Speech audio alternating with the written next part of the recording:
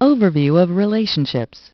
The power of a relational database such as Microsoft Access is its ability to use queries, forms, and reports to manage and present data stored in different tables. To bring data together, you need to establish relationships between the different tables that make up your database. You create relationships by connecting associated fields in different tables.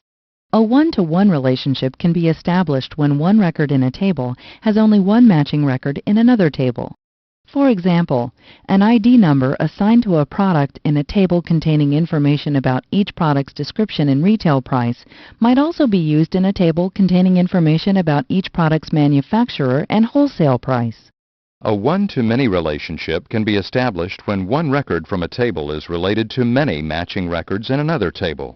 For example, a customer ID field can be linked to a matching field in an invoice table since a single customer may have many invoices, but each invoice has only one customer. Over time, you'll create and modify a variety of relationships between the tables in a database, which will help you get the most out of your information.